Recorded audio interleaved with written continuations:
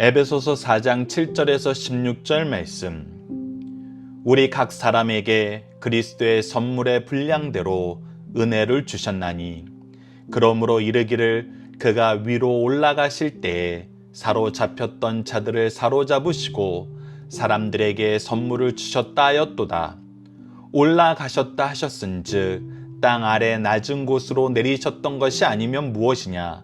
내리셨던 그가 곧 모든 하늘 위에 오르신 자니 이는 만물을 충만하게 하려 하심이라. 그가 어떤 사람은 사도로, 어떤 사람은 선지자로, 어떤 사람은 복음 전하는 자로, 어떤 사람은 목사와 교사로 삼으셨으니 이는 성도를 온전하게 하여 봉사의 일을 하게 하며 그리스도의 몸을 세우려 하심이라.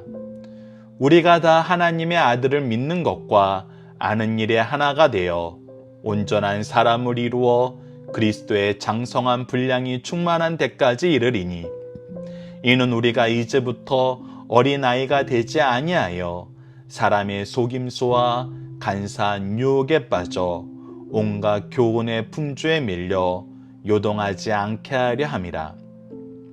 오직 사랑 안에서 참된 것을 하여 범사에 그에게까지 자랄지라. 그는 머리니 곧 그리스도라. 그에게서 온몸이 각 마디를 통하여 도움을 받음으로 연결되고 결합되어 각 지체의 분량대로 역사하여 그 몸을 자라게 하며 사랑 안에서 스스로 세우느니라. 아멘.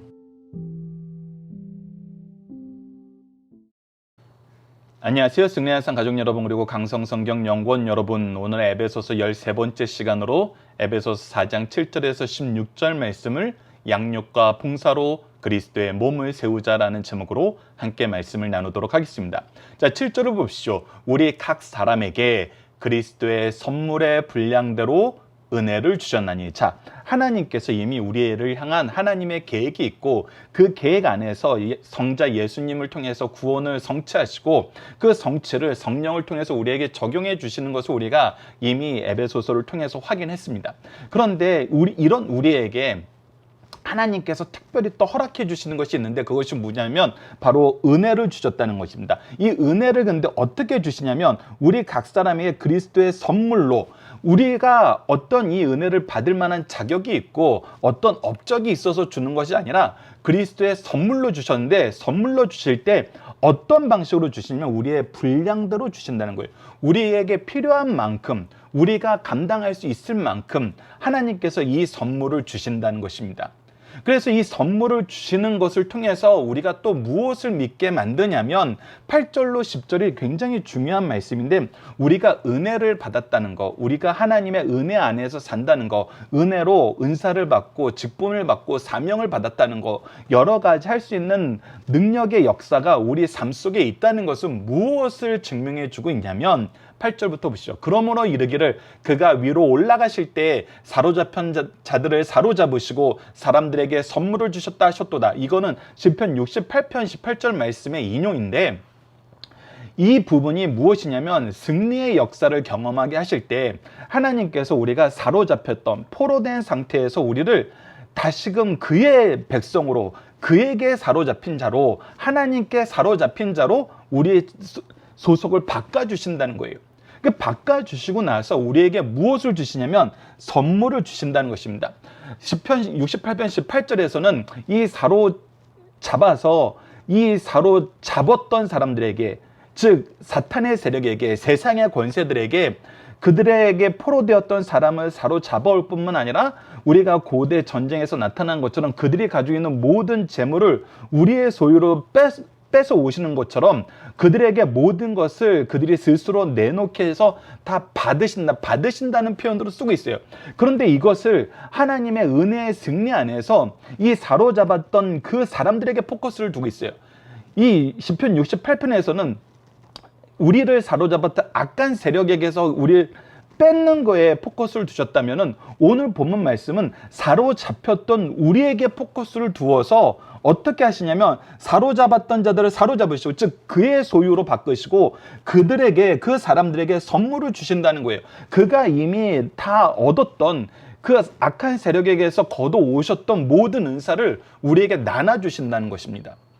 그래서 이것은 무엇을 뜻하냐면 올라가셨다 하셨던즉 땅 아래 낮은 곳으로 내리셨던 것이 아니면 무엇이겠느냐. 즉 우리가 하나님께 은사를 받았다는 것은 우리에게 무엇을 증명해 주냐면 주님께서 직접 내려오셔서 우리를 대신해서 싸우셨다는 것을 증명해 주는 것이고, 두 번째는 이 싸움에서 승리하셨다는 것을 증명해 주시는 것이고, 이 싸움에서 승리한 다음에 우리가 어떤 삶을 살게 하시냐면 바로 10절입니다. 내리셨던 그가 곧 모든 하늘에 오르신 자니 이는 만물을 충만하게 하려 하십니다. 우리에게 은혜의 선물을 주셔서 만물을 충만하게 하시는 이 일에 우리를 쓰시겠다는 거예요.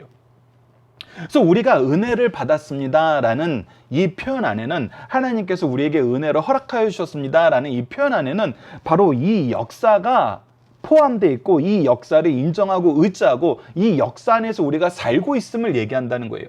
즉 예수님께서 직접 내려오셔서 모든 악의 세력을 이기시고 그들로부터 우리를 자유하게 하시고 우리에게 은혜의 선물을 허락하여 주시고, 이 은혜의 선물을 주신 우리를 통해서 하나님이 이 세상을 충만하게 하시는 충만함을 온 세계에 보이시고 싶어 하신다는 거예요.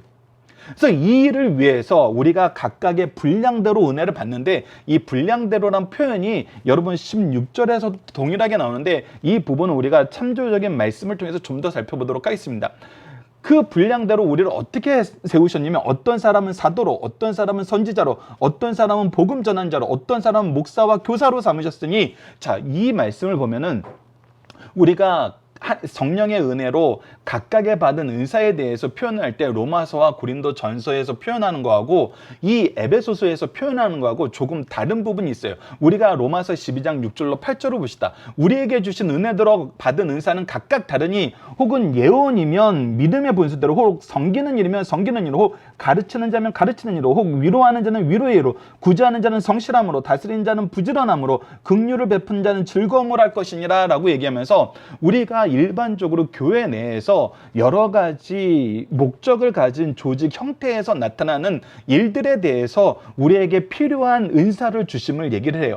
고린도 전서 12장 4절에서 11절에서도 은사는 여러 가지나 성령은 같고 직분은 여러 가지나 주는 같으며 또 사역은 여러 가지나 모든 것을 모든 사람 가운데 이루시는 하나님은 같으니 라고 얘기하면서, 우리가 은사가 각각 다르다는 걸 알아요. 어떤 사람은 위에서 얘기했던 대로 가르치는 거, 예언하는 거 이런 쪽에 특화된 사람도 있지만, 어떤 사람은 봉사하는 거, 구제하는 거, 누군가를 살피는 거, 이 여러 가지가 있거든요. 근데 왜 에베소서에서는 조금 다양한 부분으로 표현한 것이 아니라 뭐에 포커스를 맞춰져 있는 것 같나요? 어떤 사람은 사도로, 사도는 어떤 사람입니까? 바로 예수 그리스도와 함께 생활하면서 예수 그리스도의 죽으심과 부활하심과 승천하심을 직접 보고 이것을 증언하면서 교회를 세우고 교회에게 그리스도의 복음에 대해서 철저하게 전하는 사람들이었어요. 선지자는 어떤 사람들이었어요? 하나님의 뜻을 전하는 사람들이었어요. 복음 전하는 사람들은 어떤 사람이에요? 바로 우리가 배운 그 바를 전하는 거예요. 목사와 교사는 뭐 하는 사람들이에요? 핵심적으로는 예수 그리스도에 대해서 가르치는 사람이에요. 그래서 이 11절 말씀을 보면 여러 가지 은사를 얘기하는데 철저하게 어디에 포커스를 두고 있냐면, 하나님이 우리에게 주시는 지혜, 특히 예수 그리스도를 아는 이 지혜에 포커스를 두고 있다는 걸 볼 수 있어요. 그리고 나서 12절에 이는 성도를 온전하게 하여, 이 은사를 주시는 목적이 뭐냐면 성도를 온전하게 하여 봉사하는 일을 하게 하여, 이 사도로서, 선지자로서, 복음 전하는 자로서, 목사로서, 교사로서 봉사하는 일을 해서 무엇을 한다는 거예요? 그리스도의 몸을 세우려 하심이란 거예요. 그래서 우리가 이것을 가지고 봉사하여서 그리스도의 몸을 세운다는 거예요. 그리스도 안에서 우리가 하나됨을 세운다는 거예요. 이것은 먼저 무엇에 포커스를 두는 거예요? 하나님을 아는 지혜, 예수 그리스도를 아는 지혜에 포커스를 둔 거예요. 이것이 왜 중요할까요, 여러분들?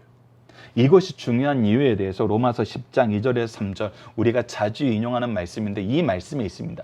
자, 10장 2절로 3절을 보시죠. 내가 증언하노니 그들이 하나님께 열심은 있으나, 자, 우리가 받은 은혜가 크다고 얘기하면서 정말 교회에서 열심히 수고하는 사람들이 있어요.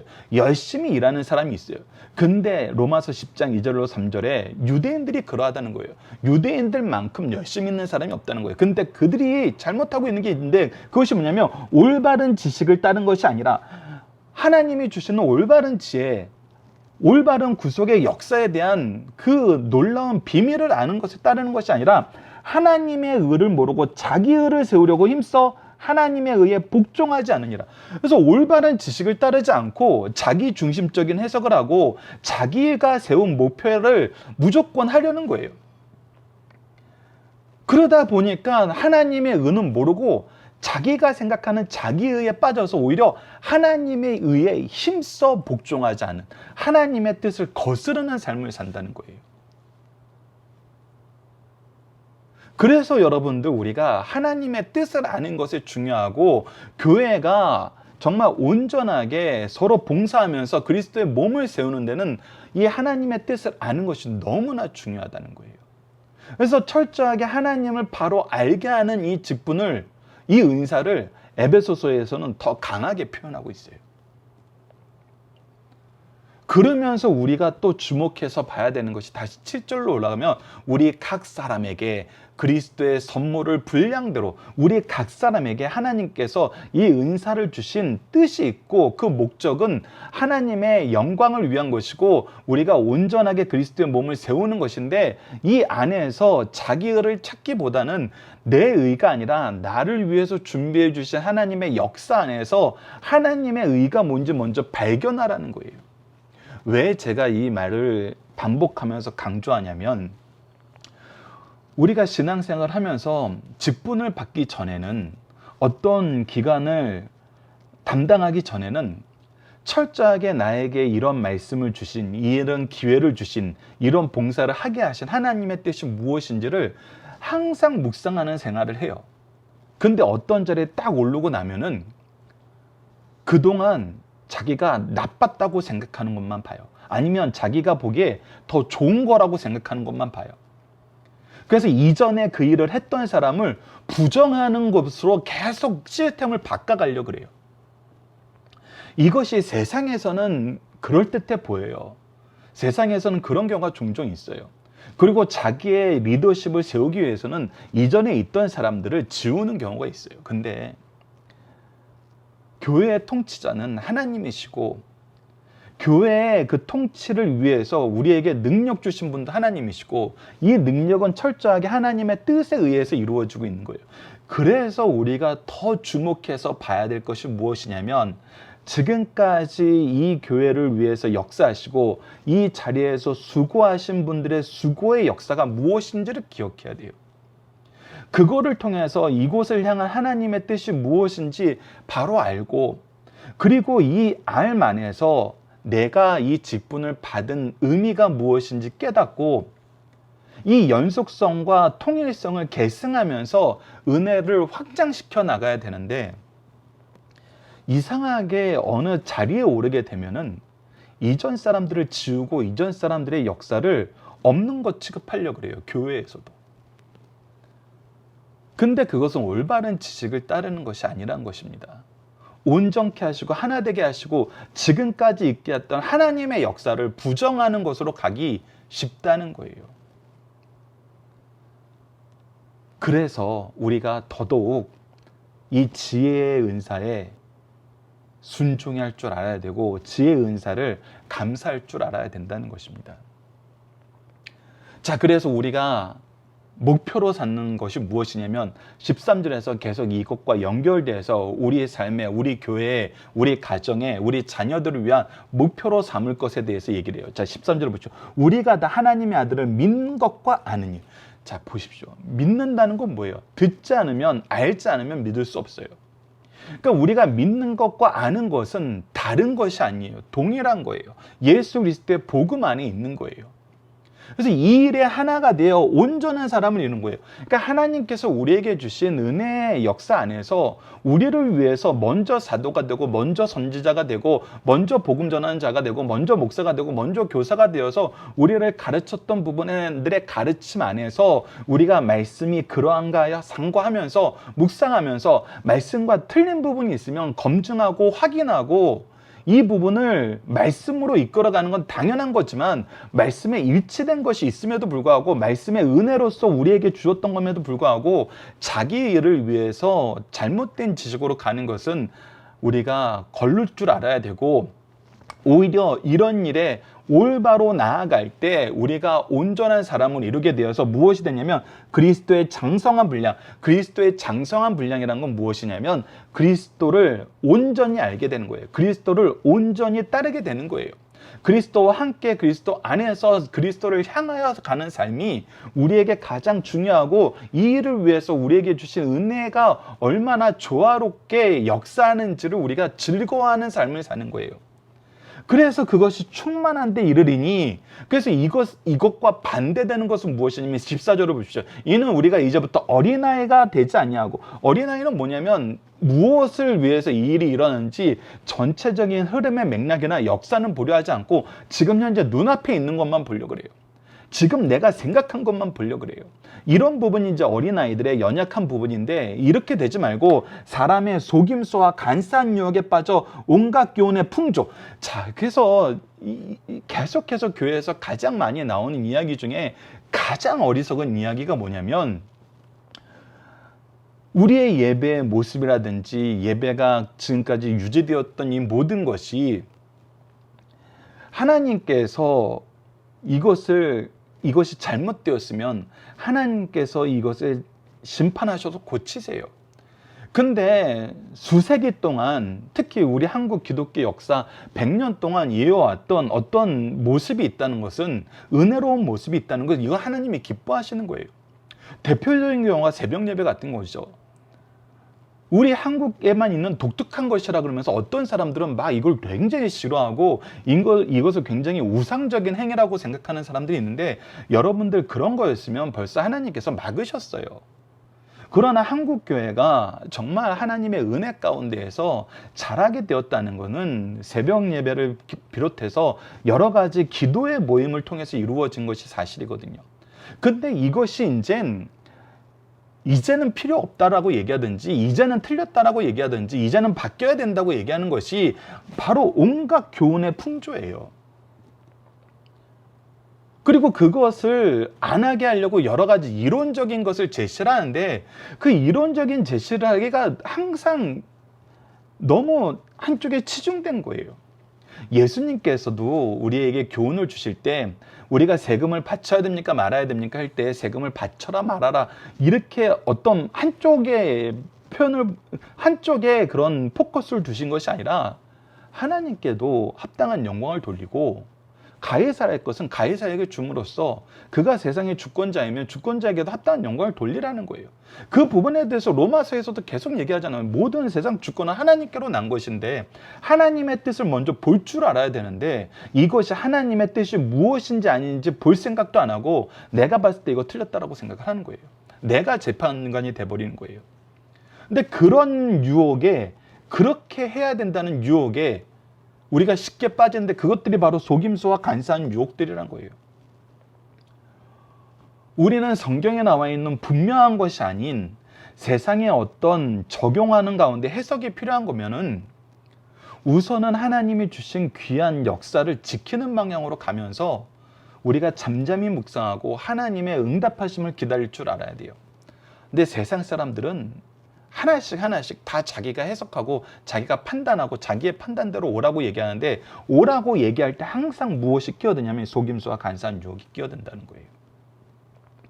그래서 이런 거를 제거하고, 이런 것을 제거하는데도 필요한 것은 뭐예요? 우리가 하나님의 아들을 믿는 것과 아는 일이 온전히 세워져야 돼요.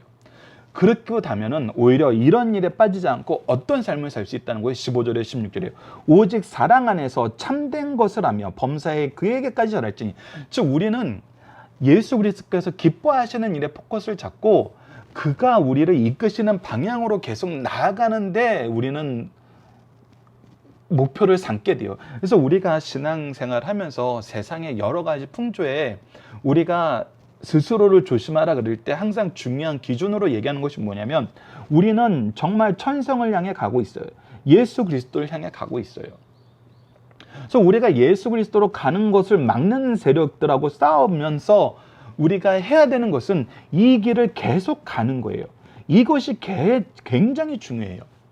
근데 세상 유혹들이 우리와 싸우려고 달려들 때 이 세상 유혹이 가장 원하는 건 뭐냐면 우리가 주님께로 나아가는 이 방향에서 이탈해 가지고 자기들한테 오는 거예요. 자기들하고 싸우러 오는 거예요.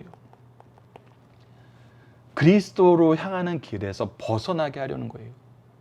우리는 이들하고 싸우는 것이 옳은 일이라고 생각하고 필요한 일이라고 생각할 수 있어요. 근데 사실 이들의 목적은 바로 이거예요. 하나님께서 우리에게 허락해 준 이 길은 결코 무너지지 않아요. 결코 무너지지 않습니다. 철저하게 갈 수 있게 돼요. 이들은 이것을 막을 힘이 없어요. 유일하게 원하는 것이 우리가 이 길에서 벗어나게 하는 거예요. 그래서 우리의 주의점은 우리가 이것 때문에 이들하고 싸우려고 이들 때문에 우리가 가는 길에서 이탈하지 않는 거라는 거예요. 그것이 바로 15절에서 우리에게 가르쳐주는 말씀입니다. 그리고 16절도 보시죠. 그에게 온몸이 각 마디를 통해서 도움을 받아. 그래서 우리가 이 길로 쭉 가는데 우리가 무엇을 경험하게 되냐면 우리에게 분량대로 주신 이 은혜가 우리의 삶 속에서 이들하고 싸우는데 가게 만드는 것이 아니라 이 길을 계속 갈 수 있도록 우리가 연결되어 도움을 받으면서 결합돼서 각 지체 분량대로 역사하시는 이것을 이기도록 우리에게 미리 역사하시는 하나님의 은혜의 역사에 따라서 우리가 더욱더 단단하게 하나가 되어서 예수 그리스도를 향하여 예수 그리스도의 복음을 위해서 살게 하신다는 거예요. 그래서 사랑 안에서 스스로를 세우는 이 놀라운 역사를 우리에게 경험하게 한다는 것입니다. 여러분들 정말 주의해 주셔야 되는 것이 무엇이냐면 우리가 자녀들을 양육할 때 이 자녀들이 세상과 싸워서 이긴다는 이 표현이 우리가 어떤 부분에서 맞지만 까딱 잘못해서 그들하고 싸우기 위해서 달려나가라는 표현을 하면은 이거는 틀린 거예요. 대표적인 것이 주일이죠. 우리가 주일날 우리가 하나님의 말씀 안에서 승리하는 삶은 뭐예요? 어떤 일이 있어도 그날은 하나님께 예배드리는 예배자의 위치를 지키는 거예요. 안식일을 기억하여 거룩히 지키라는 이 말씀, 예수 그리스도의 부활을 기념하면서 예수 그리스도 안으로 오고 예수 그리스도의 축복으로 세상으로 다시 나아가는 이 놀라운 역사. 근데 이 역사가 중요한데 예배드리지 말고 밖에 나가서 싸우자, 밖에 나가서 다투자, 예배자의 자리를 떠나라, 이런 얘기를 한다면은 이거는 사실 이미 그 순간 우리가 이 어리석은 유혹에 거짓에 빠져들게 된다는 것입니다. 여러분들이 이 부분을 잘 아시고 우리가 자녀들을 양육할 때도 제자들을 양육할 때도 그리스도 안에서 그리스도와 하나 되는 삶, 우리가 서로 연결되어서 서로를 축복하고 이 축복 속에서 하나님이 기뻐하시는 모습을 지키는 삶으로 나아갈 수 있도록 미리 얘기하고 미리 가르치고 세상에서 이 어리석은 속임수와 유혹을 구분할 수 있도록 우리가 예수 그리스도를 아는 지혜로 이 은혜로 양육해 주시길 부탁드립니다. 자, 오늘의 중심 사상입니다. 은사의 내용은 다양하지만 교회의 통일성은 더욱 풍성케 한다는 거예요. 지금까지 한 몸, 한 소망, 한 주, 한 믿음, 한 세례, 한 하나님의 등 교회의 통일성을 말하였어요. 본문에서는 그 통일성이 획일적인 통일성이 아니요 유기적인 통일성임을 가르쳐주고 있어요. 교회에 다양한 은사를 주셨지만 그 다양한 은사는 교회를 하나로 세우고 튼튼하게 하는데 필수적인 은사이므로 사실상 교회의 통일성을 더 풍요하게 하는 역할을 한다는 거예요. 이것이 우리가 신앙생활을 하다 보면 보면은 너무나 놀랍게 경험되는 거예요. 각자의 배경도 다르고 각자가 할 수 있는 것도 다르고 세상 사람들이 보기에는 이 경중이 다 달라 보여요. 이 사람은 놀라운 능력을 가진 것 같고 이 사람은 아주 그냥 조그만 걸 가지고 있는 것 같은데, 이것이 하나가 되어서 역사할 때는 이 사람이 작은 거라 그래서 내가 이 사람에게 전혀 은혜를 못 받는 것이 아니고, 이 사람이 많이 가졌다고 해서 이 사람 혼자서 모든 걸 다 하는 것이 아니에요. 협력하여 선을 이루게 하시는 하나님의 놀라운 역사를 감사하면서 서로가 서로에게 축복의 통로, 은혜의 통로, 서로가 서로에게 하나님이 주신 선물임을 고백하게 된다는 거예요. 이건 너무나 놀라운 역사입니다. 특히 믿음의 가문과 교회에서 우리가 굉장히 자주 경험하는 거예요. 그래서 한 사람 한 사람을 우리가 소중하게 볼 수 있어야 됩니다. 한 사람 한 사람을 통해서 하나님이 나에게 주시고자 하시는 은혜의 역사가 무엇인지 볼 줄 알아야 돼요. 두 번째, 은사를 주신 목적은 성도를 온전하게 하며 봉사의 일을 하기 위하게 하며 그리스도의 몸을 세우는 데 있다는 것입니다. 은사는 개인의 유익을 위해 쓰는 것이 아니라 성도를 섬기는 데 써야 됩니다. 자신들이 교회의 모든 일을 하는 것이 아니라 성도들로 하여금 교회를 위한 봉사를 스스로 감당케 한다는 거예요.